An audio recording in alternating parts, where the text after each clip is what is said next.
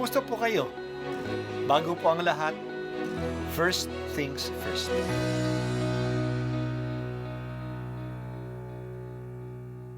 Good morning po. Sinisimulan po natin ngayon ang first things first.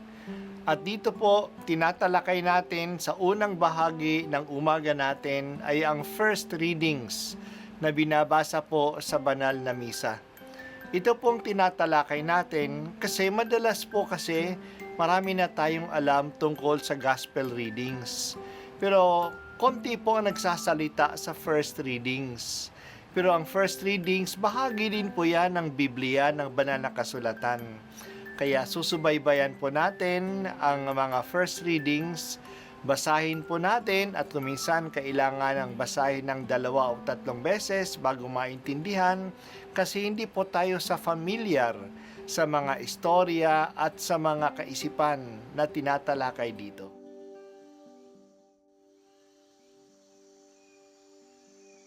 Ang pagbasa mula sa aklat ni Propeta Isaias. Noong mga araw na iyon, ipinasabi ng Panginoon kay Akaz, "Humingi ka sa akin ng palatandaan, maging sa kalaliman ng Sheol o sa kaitaasan ng langit." Sumagot si Akaz, "Hindi po ako hihingi, hindi ko susubukin ang Panginoon." Sinabi ni Isaias, "Pakinggan mo sambahayan ni David, kulang pa ba ang galitin ninyo ang mga tao, na pati ang aking Diyos ay inyong niyayamot? Kaya nga't ang Panginoon na rin ang magbibigay ng palatandaan. Maglilihi ang isang dalaga at manganganak ng lalaki, at ito'y tatawaging Emmanuel, sapagkat ang Diyos ay sumasa atin." Ang salita ng Diyos. Salamat sa Diyos. Mahalaga ang kapistahan ng pagbabati ng anghel kay Maria. Natutuwa tayo sa araw ng Pasko, December 25. Ito ang pagsilang ng anak ng Diyos na naging tao. Pero nagsimulang maging tao ang Diyos, hindi noong pagsilang sa Kanya, kundi sa paglihi sa Kanya. Nagsisimula ang buhay ng isang tao sa paglilihi sa Kanya. Si Jesus ay pinaglihi ng Birheng Maria 9 months before Christmas. That is March 25. Ang pagbati ng anghel kay Maria at ang pagdangkap ni Maria ng alok sa kanya ng Diyos na maging ina ng Diyos na kataas-taasan. Ngayong taon, ipinagdiriwang natin ang paglilihi kay Jesus ngayong araw kasi ang March 25 ay nasa Semana Santa na sinundan naman ng Easter Octave, ang 8 araw na pagdiriwang na muling pagkabuhay. Ngayong araw, ang pagdiriwang natin ng Solemnity of the Annunciation. Ngayong araw, natapos na ang Easter Octave. Ang paglilihi ni Birheng Maria kay Jesus ay ang katuparan ng tanda na ibinigay ni Propeta Isaias kay Haring Akas mga 700 taon na nakaraan. Noon nasa mahigpit na kalagayan ang Jerusalem at ang haring ito na si Akas. May bantang sasalakayin ng 2 kaharian ng Syria at ng Israel ang Jerusalem upang palitan nila ang haring si Akas. Gusto nilang magkaisa silang 3 kaharian laban sa lumalakas na impero ng Assyria. Pero ayaw ni Haring Akas na sumama sa kanilang koalisyon. Kaya sasalakay nila ang Jerusalem upang palitan si Haring Akas. Habang naghahanda si Akas sa pagsalakay ng 2 hari, lumapit sa kanya si Propeta Isaias at binigyan siya ng assurance na huwag matakot kasi hindi mangyayari ang banta ng 2 haring ito. Ito'y totoong mangyayari. Upang maniwala siya, sabi ng Diyos, na humingi siya ng tanda. Kahit na anong tanda, hindi naniwala si Haring Akas. Ayaw humingi ng tanda. Kahit na ayaw niya, nagbigay ang Diyos ng tanda. At ito ang tanda, ang panganganak ng lalaki ng batang babae.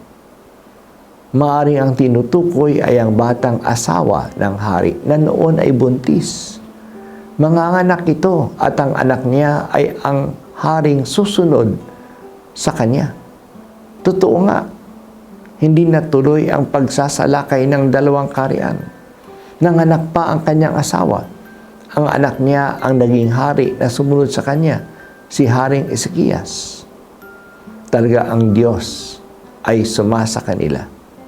Kaya si Ezekias ang tanda ng Emmanuel. Kahit na natupad na ang tanda, pero nakita ng mga tao na mas may malalim na kahulugan ang tanda. Ito'y isang propesiya sa pagdating ng isang mas dakilang hari na talagang magpapahiwatig na ang Diyos ay sumasa atin. Siya talaga ang Emmanuel. At ang magsisilang sa kanya ay hindi lang isang babatang babae, kundi isang birhen.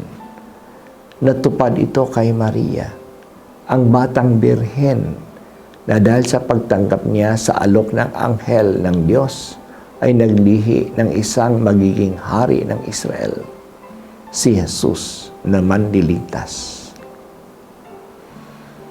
Naging anak ng tao ang anak ng Diyos dahil sa pagiging masunurin ni Maria sa plano ng Diyos.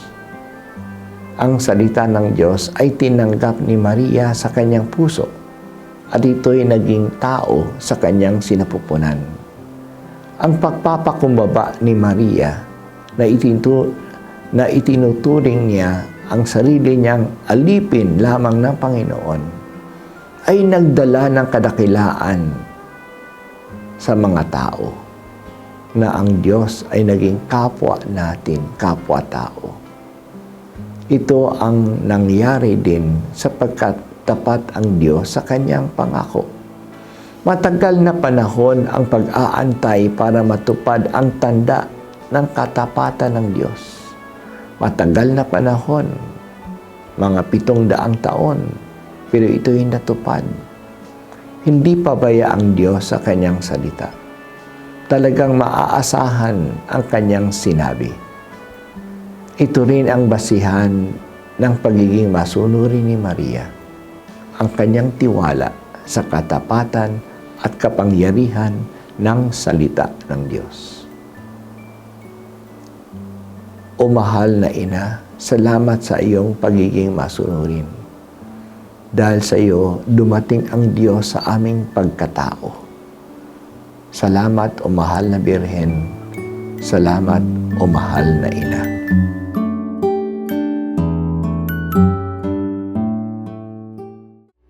At ako po ay si Bishop Broderick Pabilio dito sa First Things First.